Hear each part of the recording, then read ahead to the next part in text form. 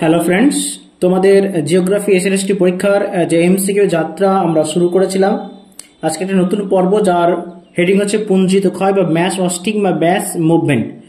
এই চ্যাপ্টার থেকে, এই টপিক থেকে কি কি প্রশ্ন হতে পারে, কি কি প্রশ্ন দেখতে হবে, চলো আমরা একটু করে একটু দেখে নিই। প্রথম প্রশ্ন, কোন প্রক্রিয়াটি অভিকর্ষজ বল দ্বারা নিয়ন্ত্রিত?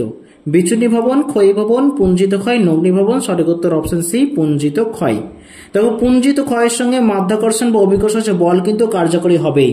অন্য কোনো কাজের সঙ্গে থাক বা না থাক, কিন্তু পুঞ্জিত ক্ষয় অভিকর্ষজ বল বা মাধ্যাকর্ষণ শক্তি ছাড়া হবে না, এটুকু শিওর জেনে নাও। নেক্সট, পুঞ্জিত ক্ষয়কে কটি প্রধান ভাগে ভাগ করা হয়? 2টি, 3টি, 4টি, 5টি। সঠিক উত্তর অপশন এ, 2টি। কোনটি পুঞ্জিত ক্ষয়ের নিয়ন্ত্রক নয়? ভূমির ঢাল, অভিকর্ষজ বল, বৃষ্টিপাত, উষ্ণতা। সঠিক উত্তর উষ্ণতা কোনো নিয়ন্ত্রক নয়। উষ্ণতা ছাড়াও কিন্তু পুঞ্জিত ক্ষয় হতে পারে, কারণ বায়ুপ্রবাহ হতে পারে, বৃষ্টিপাত হতে পারে, যত কিছু হোক না কেন মাধ্যাকর্ষণ শক্তি তার মধ্যে লাগবেই। সঠিক উত্তর নির্বাচন করো, অপশন দেখে নাও।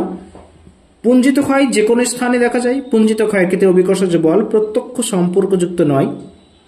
পুঞ্জস্খলনের ক্ষেত্রে ভূমিঢালের প্রভাব অত্যন্ত বেশি।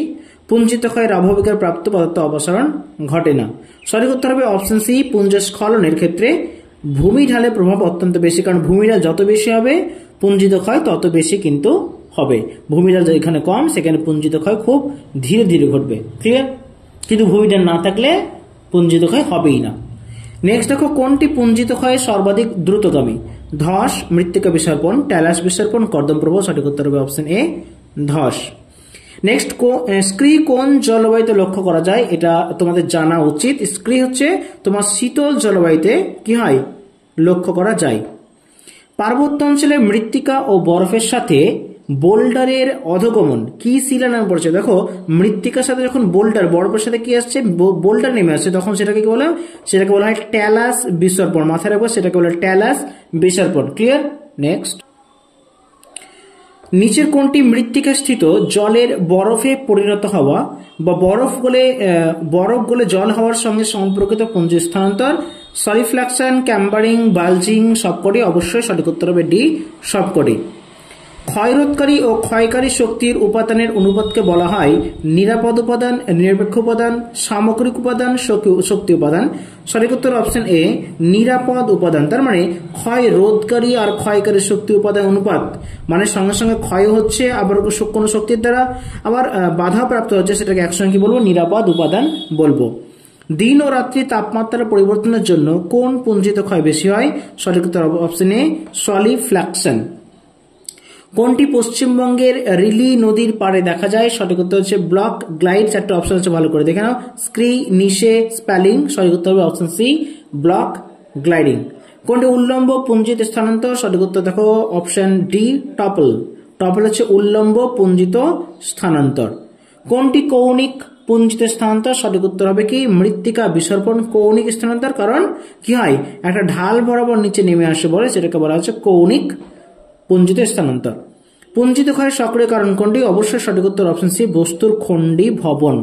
বস্তুর খণ্ডী ভবন না হলে সেগুলো কিন্তু গড়িয়ে পড়তে পারে না।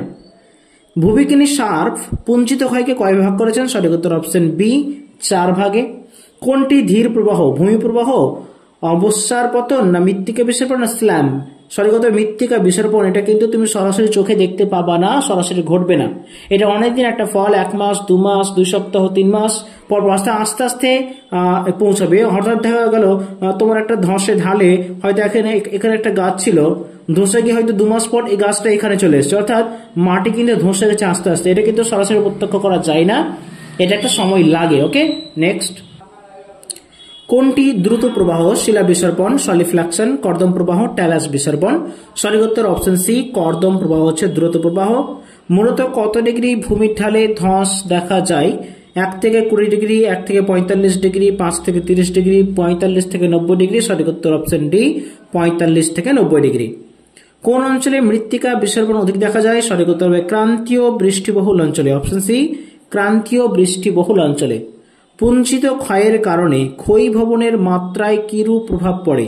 সঠিক উত্তর অপশন এ, বাড়ে। পুঞ্জিত ক্ষয়ের কারণে ক্ষয়ী ভবন কিন্তু বেড়ে যায়। পুঞ্জিত ক্ষয়ের প্রধান শক্তি কোনটি? অবশ্যই তোমাকে যেটা প্রথমে বললাম সেটা হচ্ছে মাধ্যাকর্ষণ শক্তি বা অভিকর্ষজ বল, সেটা একমাত্র শক্তি পুঞ্জিত ক্ষয়ের জন্য। কোনটি পুঞ্জিত ক্ষয়ের সাথে সম্পর্কযুক্ত ভূমিরূপ নয়? অপশন আছে দেখো ট্যালাস, পিঙ্গো, পোলজি, ফেলসেরমাস। সঠিক উত্তর অপশন সি পোলজি, কারণ পোলজি কিন্তু কাস্ট ভূমিরূপের সঙ্গে সম্পর্কযুক্ত, অর্থাৎ চুনা পাথরের ভূমির সঙ্গে সম্পর্ক যুক্ত। সো পোলজি হবে রাইট আনসার, পুঞ্জিত ক্ষয়ের সাথে সম্পর্কযুক্ত ভূমিরূপ নয়। নেক্সট, ভূমি প্রবাহে ভূমির ঢাল কত হয়? সঠিক উত্তর অপশন এ 5 ডিগ্রি থেকে 10 ডিগ্রি ভূমি প্রবাহে।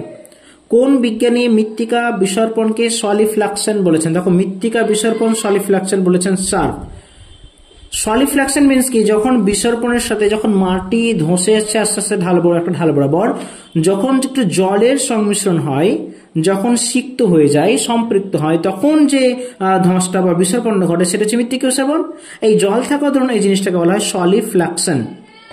রেগোলিথ পার্বত্য পাদদেশে জমা হলে তাকে কি বলে? সঠিক উত্তর অপশন এ কলুভিয়াম। রেগোলিথ পার্বত্য পাদদেশে জমা হলে তাকে বলা হয় কলুভিয়াম। সঠিক ক্রম কোনটি? দেখো বিসর্পণ, স্খলন, ধস, প্রবাহ, পতন। আরো অপশন আছে, সঠিক উত্তর যেহেতু অপশন এ আমি আগে থেকে করে রেখেছি তাই তোমাকে বলে দিলাম। প্রথমে বিসর্পণ ঘটবে, তবে স্খলন হবে, ধস নামবে, প্রবাহ হবে, পতন হবে। মানে বিসর্পণ মানে কি, একটা শিলা ফাটল সৃষ্টি হলো, আস্তে আস্তে গড়াবে, একটা ভাঙতে শুরু করবে, স্খলন হবে, ধীরে ধীরে ফাটল সৃষ্টি হবে, গড়াবে, ধস হবে, হুট করে পড়ে যাবে, ধস হওয়ার পর কি এটা একটা প্রবাহ সৃষ্টি হবে, ক্ষয়জাত পদার্থের প্রবাহ সৃষ্টি হবে, তারপর গিয়ে একদম যেখানে নিচু স্তরে জমা হয়ে গেল সেটা হয়ে গেল পতন। নেক্সট, গ্রথন অনুযায়ী সঠিক ক্রম কোনটি? Debris, rock, block, rock, debris, rock, block, debris, rock, কোনটি নেই। দেখো গ্রথন মানে কি সাইজ, কোন একটা ধসপ্রাপ্ত জিনিসের সাইজ ছোট হতে পারে, এর থেকে বড় হতে পারে বা আরো বড় হতে পারে।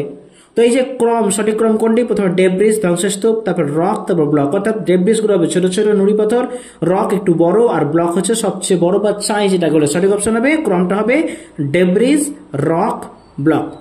পুঞ্জিত ক্ষয় থেকে এই 27টা প্রশ্ন খুবই গুরুত্বপূর্ণ।